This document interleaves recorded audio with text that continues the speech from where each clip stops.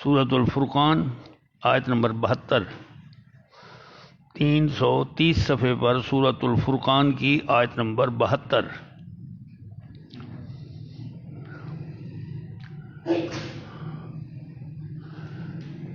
اعوذ باللہ من الشیطان الرجیم، بسم اللہ الرحمن الرحیم۔ والذین لا یشہدون الزور وإذا مروا باللغو مروا کراما والذین اذا ذکروا بآیات ربهم لم یخروا علیہا صما وعمیانا والذین یقولون ربنا هب لنا من ازواجنا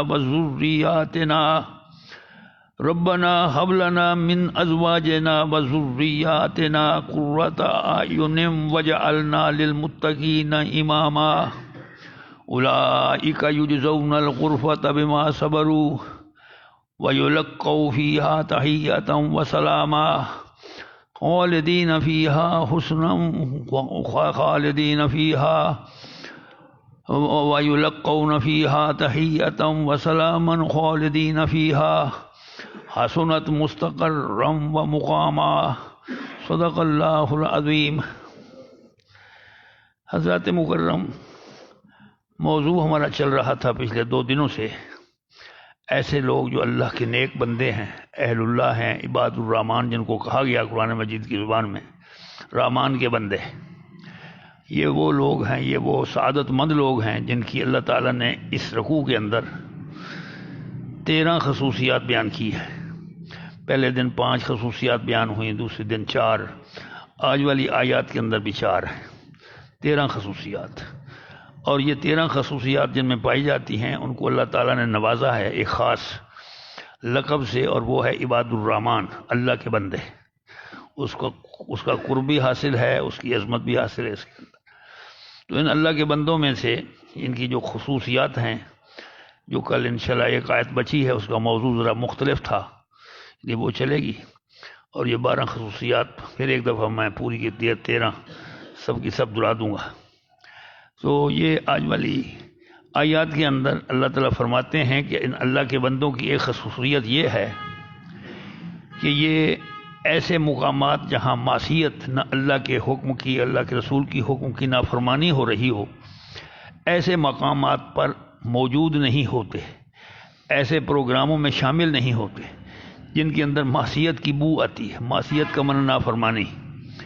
جن محافل میں، جن مجالس کے اندر اللہ اور اللہ کے رسول کے احکام کی خلاف ورزی ہو رہی ہو، اور اسلام کی جو آیات ہیں ان کا تمسخر اڑایا جا رہا ہو، اور اسلام کے خلاف باتیں کہی جا رہی ہوں، تو ایسی محافل اور ایسی مجالس میں اللہ کے بندے شامل نہیں ہوتے، حصہ نہیں لیتے، موجود نہیں ہوتے۔ اور لا یشہدون الزور کا ایک اور معنی بھی ہے، زور کا معنی جھوٹا، اور یشہدون جو ہے اس کے 2 معنی ہوئے، گواہی دینا بھی ہوتا ہے، موجود ہونا بھی ہوتا ہے۔ تشریح میں بتاؤں گا کہ کیا فرق ہوتا ہے دونوں میں۔ تو اس کا یہ معنی ہوا کہ اللہ کے یہ نیک بندے جو ہیں یہ جھوٹی گواہی نہیں دیتے، جھوٹی شہادت نہیں دیتے، اس لیے کہ جھوٹی شہادت اور جھوٹی گواہی اسلام کے اندر گناہ کبیرہ ہے۔ اور ایک محفل کے اندر اور ایک روایت کے مطابق آپ صلی اللہ علیہ وسلم نے فرمایا کہ یہ شرک کے برابر ہے۔ فرماتے ہیں ان کی ایک اور خصوصیت یہ ہے اللہ کے نیک بندوں کی کہ جب یہ بیہودہ اور لغو قسم کے پروگراموں کے پاس سے گزرتے ہیں، اتفاقاً گزر ہوا اور وہاں کوئی ایسی محفل مجلس موجود ہے جس کے اندر لغویت بھی ہے، جس کے اندر بیہودگی بھی ہے، اور اسلام کے ساتھ اس کا کوئی تعلق نہیں ہے، تو وہ بڑے کریمانہ انداز میں، بزرگانہ انداز میں، بڑے وقار کے ساتھ تیزی سے گزر جاتے ہیں، اس کی طرف توجہ نہیں دیتے، ادھر دیکھتے نہیں ہیں، اس میں دلچسپی نہیں لیتے، کھڑے نہیں رکتے، بلکہ ان کے قدم تیز تر ہو جاتے ہیں اور اس مقام سے نکل جاتے ہیں۔ یہ بھی ایک خصوصیت ہے۔ ایک خصوصیت یہ ہے کہ یہ اللہ کے نیک بندے ایسے ہیں کہ جب ان کے رب کے کلام کی آیات، ان کی آیتیں، قرآن مجید کی آیتیں ان کے سامنے پڑھ کر سنائی جاتی ہیں اور ان کو نصیحت کی جاتی ہے، ان آیتوں کو پڑھ کر، ان کو تلاوت کر کے، یا اللہ تعالیٰ کے احکام سنا کر ان کو نصیحت کی جاتی ہے، تو وہ ان آیتوں پر بہرے اور اندھے بن کر گر نہیں پڑتے، بلکہ وہ ان پر غور و خوض کرتے ہیں، ان پہ تفکر کرتے ہیں، سمجھتے ہیں، اور پھر ان کے اندر جو احکام ہوتے ہیں اس کو بجا لاتے ہیں۔ یہ بھی اللہ کے بندوں کی بہت بڑی خصوصیت ہے۔ یہ 3 خصوصیات ہوئیں۔ چوتھی خصوصیت اور آخری یہ ہے کہ اللہ کے یہ نیک بندے دعا کرتے ہیں اللہ کے حضور، اور یوں دعا کرتے ہیں، کہتے ہیں کہ اے ہمارے پروردگار، ہمیں عطا فرما ہماری بیویوں میں سے اور ہماری اولادوں میں سے آنکھوں کی ٹھنڈک، آنکھوں کی ٹھنڈک، آنکھوں کی راحت، آنکھوں کی آسودگی جو ہے وہ ہمیں ہماری بیویوں سے اور ہماری اولاد سے عطا فرما۔ اور ساتھ ہی دوسرا حصہ دعا کا یہ ہے کہ اور ہمیں جو پرہیزگار لوگ ہیں، متقین ہیں، ان کا امام اور ان کا پیشوا بنا۔ فرماتے ہیں کہ یہ وہ لوگ ہیں جن کے اندر یہ خصوصیات تھی 13 کی، جو 3 دنوں میں ہم نے پڑھی۔ یہ ہیں وہ لوگ جن کو جزا کے طور پر دیے جائیں گے بالا خانے، یوزون، غرفہ کہتے ہیں بالا خانے کو، اوپر والی منزل میں جو کمرے ہوتے ہیں بلندی پر۔ یہ غرفہ واحد ہے، اس کی جمع غرف آتی ہے، لیکن یہاں واحد آ کر یہ اس میں جنس کے طور پر استعمال ہوا ہے، اور معنی اس کا جمع، کہ ان کو جزا میں، ان کو صلے میں، معاوضے میں، جزا کے طور پر ان کو بالا خانے دیے جائیں گے۔ کیوں دیے جائیں گے؟ اس لیے کہ وہ دنیا کے اندر صبر کرتے رہے۔ دنیا کے اندر حالات جو تھے وہ اتنے اچھے نہیں تھے، لیکن انہوں نے بڑی استقامت کا ثبوت دیا، اور یہ اپنے جو دین ہے، ایمان اور عقائد ہیں، اس پر ڈٹے رہے۔ ان کے پائے استقامت میں تزلزل نہیں آیا، یہ ڈگمگائے نہیں ہے، اور بڑے صبر سے اللہ کی توفیق کے ساتھ تمام مشکلات کو برداشت کرتے رہے، ان کا مقابلہ کرتے رہے، مصائب و آلام کو سہتے رہے، اور اپنے دین اور اپنے عقائد کو قائم رکھا۔ یہ ان کے صبر کی پاداش میں، صبر کے صلے میں ان کو یہ بالا خانے دیے جائیں گے۔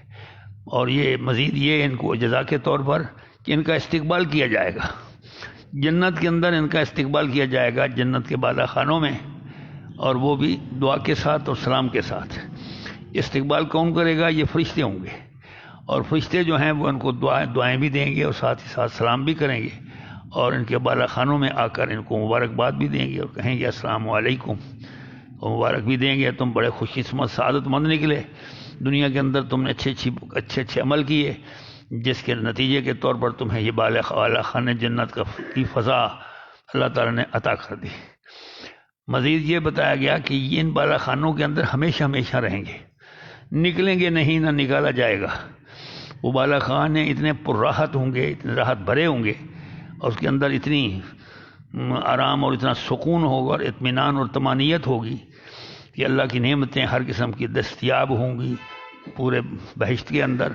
طرح طرح کے میوجات، طرح طرح کے مشروبات اور معقولات ان کو میسر آئیں گے، اور وہ ان کو از خود ایسی پرفضا اور پرراحت جگہ کو چھوڑ کر جائیں گے نہیں، اور نہ اللہ تعالیٰ ان کو نکلنے کا حکم دے گا، کیونکہ اللہ کا وعدہ ہے کہ وہ جنت میں ہمیشہ ہمیشہ رہیں گے۔ فرماتے ہیں یہ جگہ جو ان کو میسر آئی، یہ جگہ ٹھکانے کے اعتبار سے اور رہنے کے اعتبار سے بہت ہی اچھی ہے، بڑی خوبصورت، بڑی عمدہ جگہ ہے۔ کیا عمدہ جگہ ہے یہ؟ رہنے کے اعتبار سے، ٹھہرنے کے اعتبار سے، اور قیام کرنے کے اعتبار سے۔ یہ آیت کا یہ حصہ جو ہے، یہ اوپر ایک آیت گزری ہے نمبر 66 آیت پچھلے صفحے پر، وہاں آپ نے دیکھا کہ انہا ساعت مستقرا و مقامہ، وہ دوزخ کے بارے میں کہی گئی تھی کہ بلا شبہ یہ دوزخ جو ہے یہ ٹھہرنے کے اعتبار سے بھی بری ہے، اور قیام اور رہنے کے اعتبار سے بھی بری ہے۔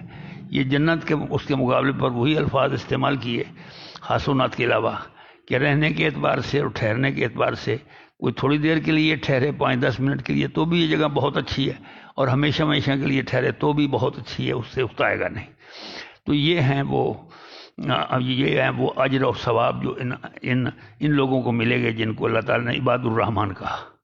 تو گویا ہمارا ایک موضوع آج مکمل ہوا، اور اس میں جو خصوصیات ہیں، خاص طور پر میں نے پہلے دن بھی عرض کیا تھا، جو خصوصیات ہم میں پائی جاتی ہیں، کل ان کی پھر ایک دفعہ اعادہ ہوگا، کہ اگر کوئی بھول گئی ہے تو اس کو یاد دلا دوں۔ تو یہ اگر ہم میں ہیں تو اللہ تعالیٰ کا شکر ادا کرنا چاہیے، اور اس پر قائم و دائم رہنا چاہیے، اس پر اس کو تھامے رکھنا چاہیے، اس پہ مسلسل عمل کرنا چاہیے۔ نیک عمل جو ہے اس کو پوری زندگی کرنا چاہیے، اس کے اندر تسلسل ہو، یہ اللہ کو بہت پسند ہے۔ اور دوسری بات یہ ہے کہ اگر کوئی خصوصیات ان میں سے موجود نہیں ہیں 13 خصوصیات میں سے تو اس کو، اور ہمارے اندر کوئی خرابی ہے تو اس کو دور کرنے کی کوشش کرنی چاہیے، اور وہ بھی اللہ کی توفیق سے۔ اور جو خرابی چلتی رہی ہے اور ہمیں پتہ نہیں چلا، اس کے لیے سچے دل سے توبہ کرنی چاہیے، کیونکہ وہ توبہ کا ذکر بھی کل والی آیات میں آیا تھا۔ سچے دل سے توبہ کریں گے تو اللہ تعالیٰ منظور فرمائیں گے، اور پچھلا حساب جو ہے وہ بے باک ہو جائے گا، آپ کی نیکیاں جو ہیں وہ برائیاں جو ہیں وہ نیکیوں میں بدل جائیں گی۔ فرماتے ہیں یہ خلاصہ تھا ان آیات کریمہ کا۔ ایک آیت بتی ہے، اس کا موضوع تھوڑا سا مختلف ہے، لہذا وہ کل انشاءاللہ ہوگا۔ اللہ تعالیٰ کی شان بے نیازی ہے اس کے اندر۔ فرماتے ہیں والذین لا یشہدون الزور، یہ وہ لوگ ہیں عباد الرحمن، وہ یہ بار بار والذین آیا ہے، اس سے مراد وہی لوگ ہیں، وہ لوگ ہیں لا یشہدون۔ یشہدون کو سمجھیں گے اس کے دو معنی ہوتے ہیں، مصدر اس کے دو ہیں۔ اگر تو یہ شاہدہ یشہد و شہود سے ہو، شہود کا معنی موجود ہونا، شہود سے ہو تو پھر اس کا معنی یہ ہوگا، اور زور کا معنی لغو، برا، ایسا کام، ایسا عمل جس کے اندر معصیت اللہ اور اللہ کے رسول کے کسی حکم کی نافرمانی ہو رہی ہو، اس کو محفل زور کہیں گے۔ جھوٹ کو بھی کہتے ہیں زور، جھوٹ، قول الزور، جھوٹی بات۔ تو اسی طرح شہادت زور جو ہے وہ جھوٹی شہادت ہے۔ فرماتے ہیں کہ یہ ایسے مبارک اور سعادت مند لوگ ہیں کہ یہ لغو اور بیہودہ قسم کی جو مجالس ہوتی ہیں، مجلسیں ہوتی ہیں، اور لوگوں کے اجتماعات ہوتے ہیں، تقریبات ہوتی ہیں، ان کے تہوار وغیرہ ہوتے ہیں، ان میں لا یشہدون، یہ موجود نہیں ہوتے، شامل نہیں ہوتے، حصہ نہیں لیتے۔ اب سوال یہ پیدا ہوتا ہے یہ کون سی وہ ایسی محافل اور مجالس ہے؟ مشرق کے اندر بھی موجود ہیں، مغرب میں بھی موجود ہیں، ہمارے ہاں بھی موجود ہوتی ہیں۔ ہمارے شادی بیاہ کے موقع پر بعض ہماری ان تقریبات کا بعض حصہ ایسا ہوتا ہے جو لغویات سے پر ہوتا ہے۔ مثال کے طور پر ڈھول ڈھمکا ہے، اس کے اندر وہ ناچنا کودنا ہے لوگوں کا، اور وہ یہ ساری چیزیں غیر اسلامی ہیں، ہندوانہ رسومات کو ہم شادی بیاہ میں کھینچ لے آئے، تو اس سے بچنے کی ضرورت ہوتی ہے۔ اپنی شادیوں کے اندر بھی ان کو ممنوع ہونا چاہیے، اور کسی اور کی شادی ہو تو اس میں جانا نہیں چاہیے۔ خاص طور پر ہمارے ہاں بیٹھکیں سج جاتی ہیں، وہاں کھانے پینے کا سامان موجود ہوتا ہے دلہا میاں کی طرف سے، اور وہاں پھر تاش بازی ہوتی ہے، شطرنج بازی ہوتی ہے، کچھ اور محفل کر لیتے ہیں۔ یہ ساری محفلیں، یہ شادی کے موقع پر بعض لوگ جو پیسے والے ہوتے ہیں وہ اور ایک پوری رات جو ہے وہ گانے بجانے میں گزار دیتے ہیں، اور وہ بڑی بڑی جو ہیں سنگرز، وہ ان کو بلاتے ہیں لاہور سے اور فیصل آباد سے، اور ان کو بھاری بھرکم لاکھوں کے حساب سے رقم دے کر وہ پوری رات لوگوں کو اپنے گانے اور اپنی جو گلوکاری ہے اس کے کرش میں دکھاتی ہیں۔ لوگ جاگتے رہتے ہیں پوری رات، اور پیسے بھی وہ لیتی ہیں، لوگوں سے ویلیں بھی لیتی ہیں، اور صبح کی نماز کے وقت وہ بس کرتے ہیں۔ جو ہی صبح کی نماز قریب ہونے کو ہوتی ہے، اذانیں ہونے والی، تو وہ ان کا مشن مکمل ہو چکا ہوتا ہے، اور جو سننے والے ہیں وہ اتنے تھک چکے ہوتے ہیں، انہیں ڈال ہو جاتے ہیں کہ وہ سونے کی فکر میں ہوتے ہیں، نماز ادا نہیں کرتے۔ تو یہ اس قسم کی محفل بھی شیطانی محفلیں ہوتی ہیں، ان میں حصہ لینا غلط ہے، نہ خود لینا چاہیے، نہ اس کا انتظام کرنا چاہیے۔ اپنے بیٹے پوتے کی شادی ہے تو اس کے بارے میں یہ سوچا جائے کہ ایسا کرنا گناہ ہے، اللہ کے حکم کی نافرمانی ہے، اور یہ وہ ہے لا یشہدون الزور۔ ایک اور یشہدون کا معنی ہوتا ہے وہ شاہدہ یشہد، شہادت سے بنا ہے۔ وہ پہلا جو شہود سے بنا تھا، یہ شہادت سے بنا ہے، اور شہادت کے معنی آپ جانتے ہیں، گواہی کو کہتے ہیں۔ اس کا معنی شاہدہ یشہد، شہادتن کا معنی گواہی دینا۔ تو اب اس کا ترجمہ ہوگا والذین لا یشہدون الزور، کہ وہ جھوٹی گواہی نہیں دیتے، جھوٹی گواہی، کیونکہ جھوٹی گواہی جو ہے اسلام کے اندر گناہ کبیرہ ہے، اور گواہی کا کچھ حصہ چھپا لینا یا ساری گواہی چھپا لینا، کچھ دوسری گواہی دے دینا، اس کو کتم شہادت کہتے ہیں، وہ بھی بہت بڑا گناہ ہے۔ آپ صلی اللہ علیہ وآلہ وسلم سے روایت ہے کہ ایک دن نماز فجر کے بعد آپ کھڑے ہو گئے اور لوگوں کو مخاطب کیا، لوگوں یہ بات اچھی طرح سن لو کہ جھوٹی گواہی جو ہے وہ اللہ سے شرک کرنے کے مترادف ہے۔ جھوٹی گواہی جو ہے اس کا اتنا بڑا وبال ہے جتنا اللہ تعالیٰ کے ساتھ شرک کرنے کا وبال ہے۔ اور یہ آپ نے 3 مرتبہ یہ جملہ دہرایا کہ لوگوں میری بات کو غور سے سنو، کہ جھوٹی گواہی اللہ کے ساتھ شرک کرنے کے برابر ہے۔ اب اس سے آپ اندازہ لگا لیں۔ اور گواہی کے کسی کو چھپانا، کتمان کرنا، وہ بھی بہت بڑے وبال کا باعث ہے۔ آپ کہیں گے ایسا کیوں، گواہی سے کیا مسئلہ ہے؟ گواہی اس لیے ہے کہ یہ جو گواہیاں ہوتی ہیں، شواہد ہوتے ہیں، قرائن ہوتے ہیں، ان گواہیوں پر تو مقدمے کا فیصلہ ہوتا ہے، مدعی کے خلاف ہونا ہے یا مدعا علیہ کے خلاف، اور اگر گواہی جھوٹی ہوگی تو جو مقدمہ ہے اس کا فیصلہ متاثر ہوتا ہے۔ ہو سکتا ہے اس کا فیصلہ اگر سچی گواہی ہوتی تو مدعی کے حق میں ہوتا تو مدعا علیہ کے حق میں چلا جائے گا، اور اگر مدعا علیہ کے حق میں ہونا تھا تو جھوٹی گواہی سے مدعی کے حق میں چلا جائے گا۔